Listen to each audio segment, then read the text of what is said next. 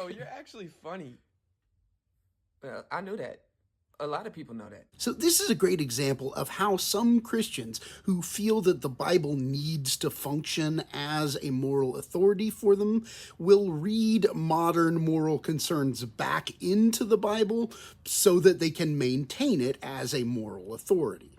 So, the Bible never condemns the use of alcohol. It does condemn over drinking, drunkenness, but it also says that wine is one of the good gifts of God, that the poor should be given enough alcohol that they're able to forget their suffering. Probably not great advice. And famously, Jesus turns water into wine and drinks wine at the Last Supper with his disciples. Throughout most of Christian history, it would have made no sense to be a teetotaler trying to get rid of alcohol entirely. Fermenting products could allow for them to be stored longer. In a world where clean water wasn't always accessible, oftentimes alcohol was the safe option to drink. Alcohol was often used for medicinal purposes, and people didn't mind using it every once in a while for a serotonin burst. Now, drunkenness has always been a problem, but it hasn't always been the problem that it became in modernity.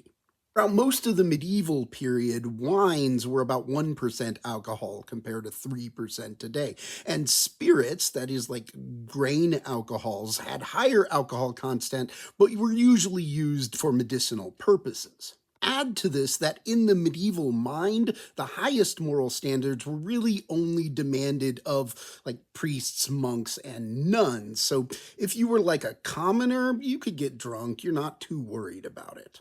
Things begin to shift when we reach the 1700s. There's a grain surplus in England, and the government there attempts to encourage the processing of grains into alcohol, these higher alcoholic spirits, so as to maintain the price of grain. And what happens is that the market is flooded with cheap, strong alcohol. This leads to the gin epidemic, an epidemic of drunkenness and alcohol, especially among lower class urbanized peoples. At this time, religious figures like John Wesley, the founder of Wesleyanism and Methodism, react against the use of spirits. Wesley doesn't like the drunkenness, and he doesn't like that the processing of grains is raising the price of grains, making it harder to feed the poor of the society. He also lives after the Reformation and in a time period where those higher moral standards that used to be demanded of priests are now expected of common people.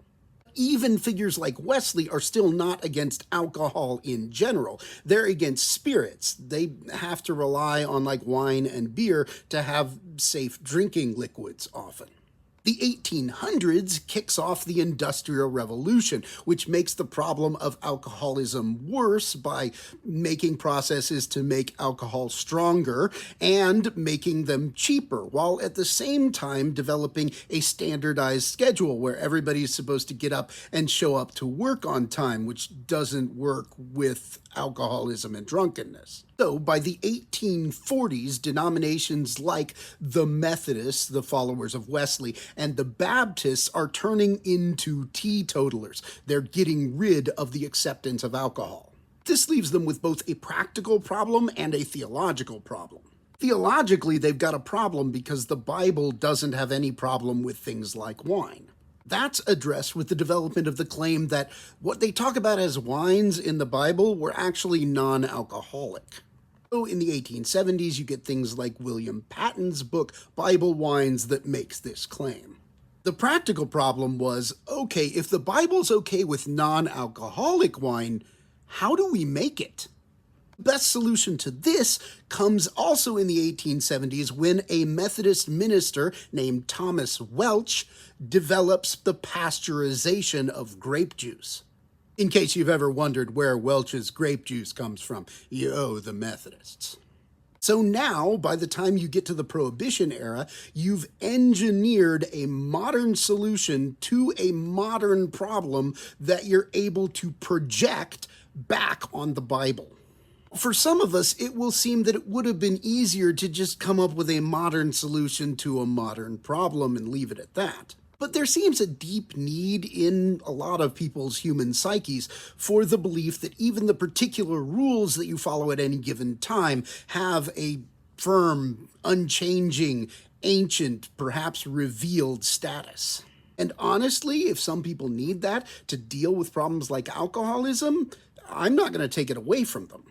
If somebody comes and tells me they're trying to get off of alcohol to get straight with God and the Bible, I'm not going to repeat the whole spiel of this video. But anyway, just a neat little case study in the history of Christian ethics and human ethics more generally.